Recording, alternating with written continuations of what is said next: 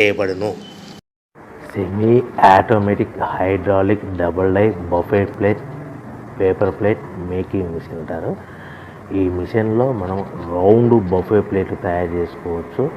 At the same time square buffet plate కూడా తయారు చేసుకోవచ్చు. ఎక్స్ట్రా డై కొనుక్కొని మనం హోటల్లో పార్సల్ కట్టే గోల్డ్ ప్లేట్ కూడా తయారు చేసుకోవచ్చు. మనం ఈ మిషన్లో ఎలాంటి టిఫిన్ ప్లేట్లని, డోనా కప్పులని, ప్రసాదం కప్పులని, టీ కప్పులని తయారు చేసుకోవచ్చు.